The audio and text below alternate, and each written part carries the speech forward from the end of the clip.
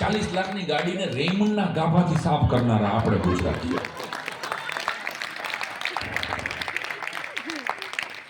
10 વર્ષ સુધી એ ગાભો આપણા ઘરમાં હાલે. દર રવિવારે વાપીમાં રહેતો હોય, સુરતમાં રહેતો હોય કે મુંબઈમાં ચાહે રહેતો હોય, દર રવિવારે પંજાબી ખાવા જશે, ચાઇનીઝ ખાવા જશે. ચાઇનીઝ ભેળ કેટલાય ખાધી છે આમાં. હું મારે ચાઇનાનો એક મિત્ર આવ્યો હતો, એને મને કીધું મને કે ચાઇનામાં આવી કોઈ આઈટમ જ નથી.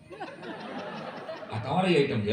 અમારી ગણતા નહીં મળી ગઈ. અમે કઈ ભેળ કારણ કે અમે તો જમીનમાંથી જેટલું હાલે છે એટલું અમને હાલે છે.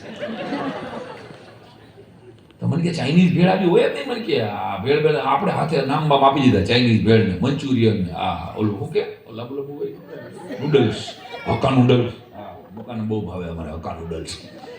આપણો હક્કો ગયો હોય છે ચીનમાં, હક્કા નૂડલ એક છેડો બહાર પીડ્યો હોય તો બીજો તો અંદર પહોંચી ગયો હોય, ખબર છે? સિરિયસલી પેટની તો પથારી આપણે જ ફેરવી બધા ભેગા મળીને. અને પાછું જો દર રવિવારે ગુજરાતી પ્રજા પંજાબી ખાવા જશે, ચાઇનીઝ ખાવા જશે, અને જેવો અહીંથી કેરળા ફરવા જશે ને કે અહીંયા કઢી ખીચડી ગોતતો છે. સ્વિટ્ઝરલેન્ડમાં કઢી મળશે કે અરે પણ તો તારે ઘીરેથી કઢીના કેન ભરીને નીકળવા જોઈએ. હાલે નીકળ્યો આપણે છે ને ત્યાં કઢી ખીચડી દર 3 દિવસ આપણે બહાર નું ખાય, ચોથા દિવસે કઢી ખીચડી ગોતવા માંડ્યો. ઘર જેવું મળે ને એટલે બસ ઘીરે તો કંટાળ્યા મને ફરી ફરીને કહું એટલે એ ખલાસ થઈ જાય. એમાંથી શેમ્પુ નીકળવાનું એક પણ ટીપું ન હોય. ત્યારે મારા ગુજરાતની બહેનો એમાં પાણી રેડે. હેડ એન્ડ શોલ્ડર કે ડવના શેમ્પુમાંથી બળદુમ શેમ્પુ બનાવવામાં આવે. બળદુમ શેમ્પુ બનાવવામાં આવે, ખબર છે? સુગંધ આવે ને ત્યાં સુધી એ શેમ્પુ આપણે વાપરનારા ગુજરાતી પ્રજાઓ. પછી શેમ્પુની સુગંધ વહી જાય પછી એનું રેપર કાઢીને એમાં મુખવાસ કરી. રિસાયકલ બિનના બાપુજી છીએ આપણે ખરેખર. આ કોઈને સમજાય તો ટૂથપેસ્ટ પોતે એમ કહી દે સ્વામી હવે મારામાં પ્રાણ નથી,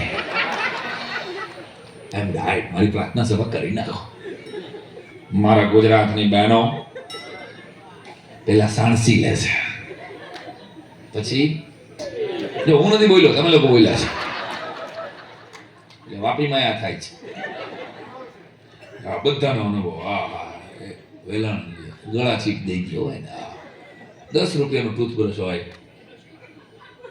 10 રૂપિયાનું ટૂથબ્રશ થોડાક પીછા ખરી જાય એટલે પછી એનાથી માથામાં મહેંદી ભરાવા માંડે. ઉપયોગ કરીએ એ બ્રશના બધાય પીછા ખલાસ થઈ જાય પછી એનાથી લેંકામાં નાડી ભરાવાનું યંત્ર બનાવવામાં આવે છે. સાહેબ અમે ગામડામાં પ્રોગ્રામ હતો, અહીંયા તો વોશરૂમમાં સ્ટોપર તૂટી ગઈ હતી, અહીંયા બ્રશ ભરાવેલું હતું. સિરિયસલી બ્રશની કંપની વાળાને ખબર ન હોય કે અમારો આ ઉપયોગ કરશે. ઈ માણસોના ઉપયોગ કરી રાખીએ. અને ગુજરાતી પ્રજા અને વર્ષોથી આપણે ગાઈ છીએ. વિમલભાઈ કેટલા વર્ષથી તમે ગરબો ગાઓ છો? પાવલી લઈને હું તો પાવાગઢ ગઈ, પાવાગઢ વાળી મને દર્શન યાદ છે?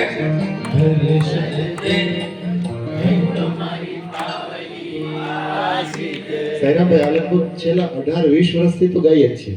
અમારા કોઈને બાબુજી તારા બાબુજી નહીં, તારી પેઢીમાં કોઈ નહીં, મારી પેઢીમાં કોઈ વર્ષોથી ગવાતું આવે છે. મતલબ કે આ પરંપરાગત છે. પાવલી લઈને હું પાવાગઢ ગઈ હતી, પાવાગઢ વાળી મને દર્શન દે, 2 લીટીમાં આસ્થા છે.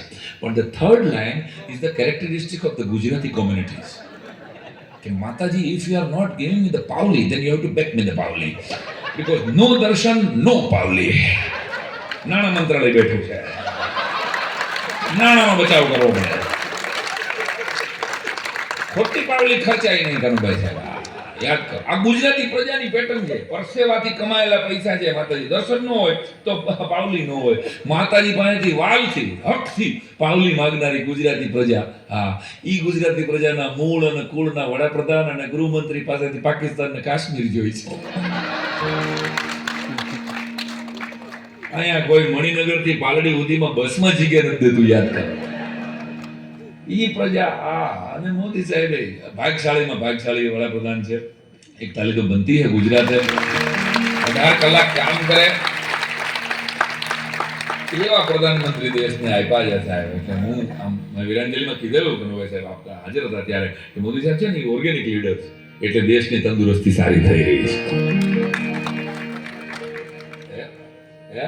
હા 2029 સુધીમાં જો આ લોકો ધ્યાન નહીં રાખે ને તો ગેરંટી કહું આપણા અમિતભાઈ લાહોરમાં ઊભા છે. આ વખતે 2 સીટ લઈ લે, આવતી વખતે સરકાર બદલાવી નાખશે. ટૂંકા કાઢ નાખે. મોદી સાહેબ છે ને ભાગશાળી, એટલે હું કહું છું, મારો કોઈ પોલિટિકલ વિષય નથી, પણ મને ખાલી એટલું કલાકાર તરીકે સમજાય કે સાહેબ પાકિસ્તાન 15 વર્ષ પહેલા કાશ્મીર માંગતું હતું, અટાણે લોટ માંગે. સાહેબને ખબર છે કે આના હાટું અણુબોમ ન બગાડાય. આને સાહેબ આખી દુનિયાએ જો હેરાન કરો તો ઓપરેશન સિંદૂર દ્વારા ભારતની તાકાત પણ જોઈ. એક કાલે તો બનતી છે સોફિયા કુરેશી, ગુજરાતની આપણી દીકરી. આ ભારત છે સાહેબ, ભારતની દીકરી એનો રાષ્ટ્રધર્મ નિભાવે છે. ત્યારે કહેવાનું મન થાય કોઈ શાયરે બરાબર કીધું હશે, ભારત માટે આથી સારી વ્યાખ્યા મને નથી લાગતી કે મંदिर में दाना चुग के चिड़िया मस्जिद में पानी पीती है, मैंने सुना है राधा की चुनरी कोई सलमा बेगम सीती है. आ भारत मंदिर में दाना चुग के चिड़िया मस्जिद में पानी पीती है, मैंने सुना है राधा की चुनरी कोई सलमा बेगम सीती है. एक रफी था महफिल महफिल रघुपति राघव गाता था, एक प्रेमचंद बच्चों को ईदगाह सुनाता था, कहीं कृष्ण महिमा गाता रसखान दिखाई देता है. औरों को लगते होंगे हिंदू और मुसलमान, मुझको तो हर शख्स में इंसान दिखाई देता है. આ ઇન્સાનિયતની વાતોને એટલે ભારતની દીકરીઓએ, ભારતના લોકોએ જે શાંતિ અને સલામતી સાથેનો એ સમય વિતાવ્યો અને આખી દુનિયાએ એક બદલાયેલા નવા ભારતને જોયું. નવા ભારતને વધાવો સાહેબ. એટલે ગાવાનું देश ये देश है वीर जवानों का, अलबेलों का, मस्तानों का. ये तुम्हारी तालियों का ताल साथ है.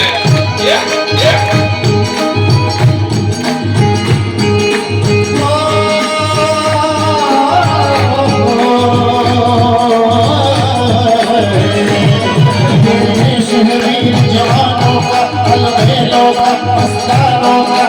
देश का यारों, इस देश का यारों का कहना, ये देश दुनिया का कहना.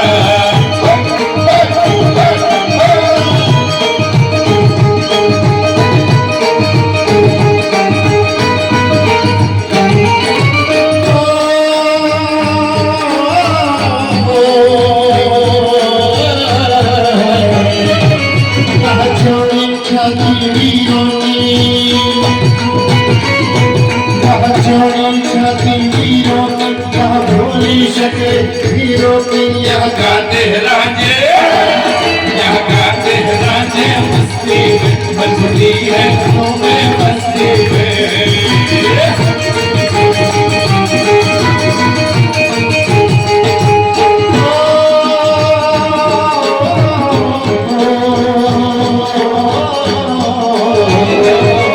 दिल भर के लिए दिलदार है वो,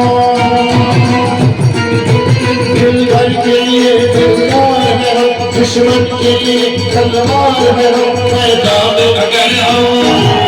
मैदान में अगर हम डट जाए, मुश्किल है कि पीछे हट जाए.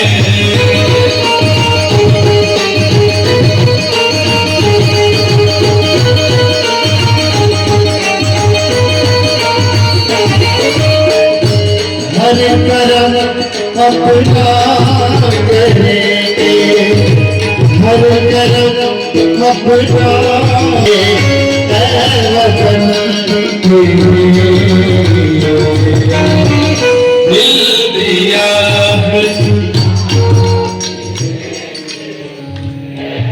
वाह भी आवाज है दिल दिया है जान भी दे.